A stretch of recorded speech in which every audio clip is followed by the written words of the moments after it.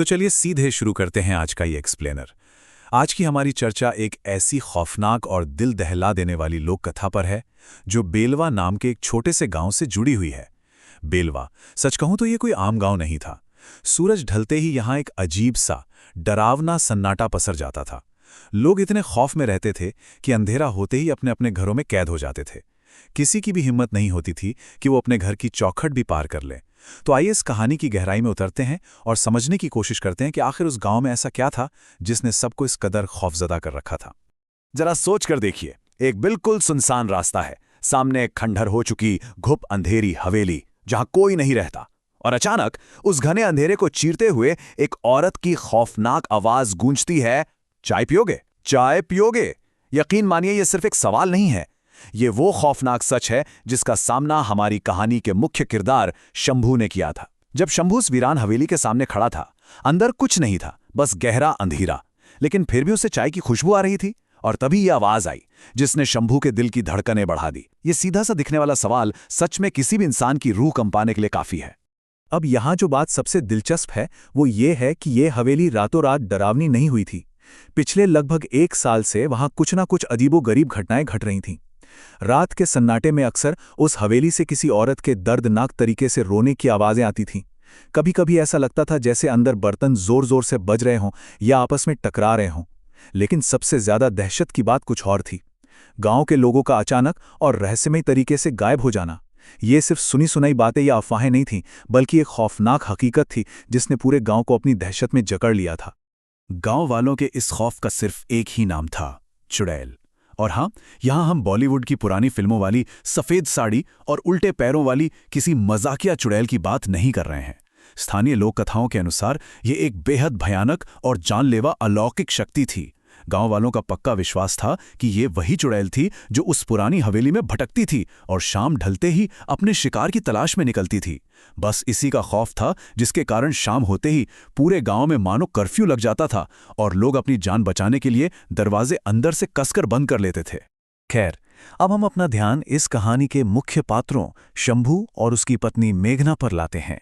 अब ये दोनों किसी शौक से या घूमने के लिए इस शापित गांव में नहीं आए थे। इनकी सबसे बड़ी समस्या कोई भूत प्रेत या श्राप नहीं था, बल्कि वो थी बेरोजगारी और घोर आर्थिक तंगी। जिंदगी की इसी जद्दोजहद और काम की तलाश ने उन्हें इस अनजान और खतरनाक जगह पर ला खड़ा किया था। उन्हें लगा कि शायद एक नए गांव में उनकी किस्मत बदल जाएगी, कुछ काम मिल जाएगा। लेकिन वो इस बात से पूरी तरह अनजान थे कि जिस जगह को उन्होंने अपनी नई शुरुआत के लिए चुना है, वो असल में मौत का एक बिछावा जाल है। आइए इसे थोड़ा और करीब से देखते हैं। अगर हम शंभू के काम की तलाश वाले दिन पर गौर करें तो हालात और साफ हो जाते हैं। सुबह 10 बजे वो उम्मीद से भरा हुआ एक भीड़भाड़ वाले बाजार में काम ढूंढ रहा था। दोपहर 2 बजे तक थकान और निराशा हावी होने लगी थी जब वो एक खाली बस स्टॉप पर खड़ा था और उसे कोई काम नहीं मिला। और शाम 6 बजे किस्मत देखिए, नियति उसे बिल्कुल उसी जगह ले आई जहां उसे बिल्कुल नहीं होना चाहिए था, उस सुनसान और खौफनाक हवेली के ठीक सामने। दिन भर की यही हताशा थी जो शंभू को शाम ढलते ही उस शापित हवेली के दरवाजे तक खींच लाई थी। और ये बात बहुत ही शानदार तरीके से दर्शाती है कि इंसान जब हताश होता है तो उसका सोचने का तरीका कैसे एकदम बदल जाता है। यहां 2 बिल्कुल अलग विचार आपस में टकराते हैं। एक तरफ है गांव वाले जिनका तर्क बिल्कुल सीधा है, जिंदा रहना है तो अंधेरा होते ही घर के अंदर छिप जाओ। और दूसरी तरफ है मेघना का तर्क, उस डरावनी हवेली के ठीक बाहर चाय की दुकान खोलो। क्यों? क्योंकि उसके हिसाब से भूत प्रेत कुछ नहीं होते और जब लोगों को पता चलेगा कि उन्होंने वहां दुकान खोली है तो वे मशहूर हो जाएंगे और खूब पैसा कमाएंगे। है ना हैरान करने वाला विरोधाभास? जहां एक तरफ लोग जान बचाने के लिए भाग रहे हैं, वहीं दूसरी तरफ मौत के मुहाने पर व्यापार शुरू करने की एक अजीबोगरीब योजना बन रही है। तो यहां सबसे बड़ा सवाल ये उठता है कि आखिर शंभू, जिसने खुद उस हवेली का खौफ महसूस किया था, मेघना की इस बेतुकी और खतरनाक योजना के लिए मान कैसे गया? इसका सटीक जवाब इस एक कड़वे सच में छुपा है। गरीबी और मजबूरी के आगे उसे अपना भूत चुड़ैल का डर छोटा लगने लगा। सच है ना, जब पेट खाली हो और भविष्य पूरी तरह अंधकार में लगे तो इंसान का दिमाग बड़े से बड़े खतरे को भी नजरअंदाज कर देता है। जिंदा रहने की तत्काल जरूरत यानी पैसों की सख्त जरूरत ने उनके अंदर से खुद को बचाने की उस बुनियादी भावना को पूरी तरह से खत्म कर दिया था। हालांकि ऐसा बिल्कुल नहीं था कि उन्हें चेतावनी नहीं मिली थी। जब अगले दिन उस खाली हवेली के बाहर उन्होंने अपनी चाय की टपरी लगाई तो शुरू में तो कोई नहीं आया, लेकिन फिर बिरजू नाम का एक गांव वाला और कुछ लोग वहां पहुंचे। उन्होंने शंभू और मेघना के इस कदम का जमकर मजाक उड़ाया और हंसते हुए कहा कि वे बहुत बड़ी बेवकूफ़ी कर रहे हैं। लेकिन उस हंसी मजाक के बीच उन्होंने एक बहुत ही स्पष्ट और गंभीर चेतावनी भी दी। उन्होंने साफ साफ कह दिया कि जो भी यहां ज्यादा देर रुकता है वो कभी वापस नहीं जाता। मतलब हवेली के पास देर रात तक रुकना सीधे सीधे मौत को दावत देना है। और जैसा कि डर था, वो चेतावनी बहुत जल्द हकीकत में बदलने लगी। उनका जो सबसे पहला ग्राहक था ना, उसमें ही कुछ ऐसे बड़े रेड फ्लैग्स या खतरे के निशान थे जिन्हें अनदेखा करना नामुमकिन था। शाम ढलते ही वहां एक आदमी आया। उसकी आंखें पूरी तरह से लाल थी। उसने चाय पी और बिना एक भी पैसा दिए बिल्कुल शांति से उस अंधेरी हवेली की तरफ मुड़ गया। शंभू ने जब गौर से देखा तो वो आदमी उस घुप अंधेरे में चलते चलते हवा में ही कहीं गायब हो गया। ये कोई साधारण बातें नहीं थी। ये चीख चीख कर बता रही थी कि कुछ बहुत ही भयानक और अलौकिक उनके सामने घटित हो रहा है। लेकिन इस खतरनाक स्थिति में भी दोनों पति पत्नी की प्रतिक्रियाएं देखने लायक थीं। सच कहूं तो ये कंट्रास्ट बहुत ही हैरान करने वाला है। शंभू का ध्यान कहाँ है? वो बेचारा खौफ से कांप रहा है, क्योंकि उसने अभी अभी अपनी आंखों के सामने एक इंसान को हवा में गायब होते देखा है। और मेघना का ध्यान, वो इस बात से आग बबूला है कि उस आदमी ने चाय के पैसे नहीं दिए। ये स्थिति जितनी डरावनी है उतनी ही हास्यास्पद भी है। मतलब सामने एक साक्षात भूत खड़ा है और मेघना को अपनी चाय के चंद पैसों की चिंता सता रही है। यह साफ दिखाता है कि पैसों का लालच या मजबूरी कभी-कभी इंसान को कितना अंधा कर देती है।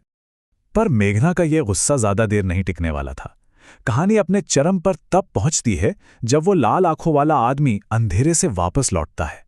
लेकिन इस बार वो अकेला नहीं था, उसके साथ एक औरत भी थी। ये एक बेहद खौफनाक और रोंगटे खड़े कर देने वाला दृश्य था। दोनों की आंखें खून की तरह लाल थीं और उनके चेहरों पर एक अजीब सी सदियों की थकान नजर आ रही थी। अब तक जो सिर्फ एक शक था, वो अब साक्षात उनके सामने खड़ा था। माहौल पूरी तरह से बदल चुका था और हवा में सिर्फ और सिर्फ खौफ घुल गया था। और पता है आगे क्या हुआ? जब मेघना ने हिम्मत करके उस भयानक जोड़े से पिछली चाय के पैसे मांगे तो उस औरत ने जोर जोर से एक डरावनी हंसी हंसना शुरू कर दिया। और फिर उसने एक रोंगटे खड़े कर देने वाला सच उजागर किया। देने तो तुम्हें चाहिए क्योंकि ये हवेली हमारी है। ये वो खौफनाक पल था जब सच्चाई पूरी तरह से सामने आ गई। वे कोई आम इंसान नहीं थे, बल्कि वही मृत पति पत्नी थे जो अब भूत और चुड़ैल बन चुके थे। और पलक झपकते ही उनका इंसानी रूप बदल गया और वे अपने असली खौफनाक स्वरूप में आ गए। शंभू और मेघना थे तो सच में रोंगटे खड़े हो गए। मौत बिल्कुल सामने खड़ी थी और चुड़ैल ने साफ कर दिया था कि आज उन्हें एक ताज़ा शिकार मिल ही गया है। ऐसे अफरा तफरी भरे माहौल में मेघना का दिमाग तेजी से चला। उसने बिना कुछ सोचे समझे उबलती हुई गर्म चाय का पूरा भगोना उठाया और उस खौलती हुई चाय को सीधे भूत और चुड़ैल के ऊपर फेंक दिया। इसके बाद बिना एक पल के लिए पीछे मुड़कर देखे दोनों अपनी जान बचाकर पूरी रफ्तार से भागे, अपने घर पहुंचे और अंदर से दरवाजा कसकर बंद कर लिया। ये एक पूरी तरह से अराजक लेकिन उन्हें जिंदा बचाने वाला पल था। और अगले ही दिन उन्होंने हमेशा हमेशा के लिए वो गांव छोड़ दिया। इस पूरे एक्सप्लेनर का अंत एक बहुत ही गहरे सवाल के साथ होता है, जो सच में सोचने पर मजबूर करता है। क्या आर्थिक मजबूरी कभी इतनी बड़ी हो सकती है कि एक पूरे गांव की चेतावनियों को पूरी तरह नकार दिया जाए?